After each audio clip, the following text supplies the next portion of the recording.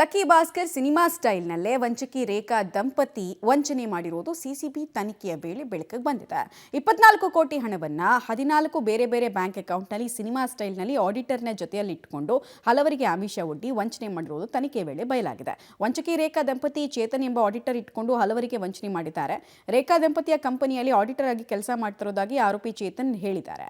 ರೇಖಾ ದಂಪತಿ ಕಂಪನಿಯಲ್ಲಿ ಹಲವರಿಗೆ ಅಪ್ರೋಚ್ ಆಗಿ ಕೋಟಿ ಹಣ ಪಡೆದು ಪಂಗ್ನಾಮ ಹಾಕಿರೋದು ಕೂಡ ಬೆಳಕಿಗೆ ಬಂದಿದೆ. ಆರೋಪಿಗಳ ತನಿಖೆಯಲ್ಲಿ ಒಟ್ಟು 24 ಕೋಟಿ ಹಣ ವರ್ಗಾವಣೆ ಆಗಿರೋದು ಪತ್ತೆಯಾಗಿದೆ. 24 ಕೋಟಿಯಲ್ಲಿ ಲಾಟರಿ ಹೆಸರಲ್ಲಿ ರೇಖಾ ಒಂದಷ್ಟು ಕೋಟಿ ಹಣ ತನ್ನ ಅಕೌಂಟ್ಗೆ ಹಾಕಿಸ್ಕೊಂಡಿದ್ದು ಮತ್ತೆ ರೇಖಾ ಅಕೌಂಟ್ನಿಂದ ಬೇರೆಯವರಿಗೂ ಕಳಿಸಿದ್ದಾರೆ. ರೇಖಾ ಒಂದು ರೀತಿ ಲಕ್ಕಿ ಭಾಸ್ಕರ್ ಸಿನಿಮಾದಲ್ಲಿ ನಟ ಭಾಸ್ಕರ್ ಹೇಗೆ ಬ್ಯಾಂಕ್ ಹಣ ಬಳಸಿಕೊಂಡು ಲಾಟರಿಯಲ್ಲಿ ಬರುವ ಹಣವನ್ನು ಬ್ಯಾಂಕ್ಗೆ ಜಮೆ ಮಾಡಿ ಲಾಭ ಪಡ್ಕೊಳ್ತಾನೋ ಹಾಗೆ ಆರೋಪಿ ರೇಖಾ ದಂಪತಿ ವಂಚಿಸಿರೋದು ತಿಳಿದು ಬಂದಿದೆ. ಉಳಿದಂತೆ ಆರೋಪಿಗಳ ವಿರುದ್ಧ ಮತ್ತಷ್ಟು ಪ್ರಕರಣಗಳು ದಾಖಲಾಗೋದಕ್ಕೆ ಸಾಧ್ಯತೆ ಇದೆ ಅಂತ ಹೇಳಿ ವಂಚನೆಗೆ ಒಳಗಾದವರು ಮುಂದೆ ಬರಬಹುದು ಅಂತ ಹೇಳಿ ಸಿಸಿಬಿ ಪೊಲೀಸರು ತನಿಖೆಯನ್ನು ಮುಂದುವರಿಸಿದ್ದಾರೆ.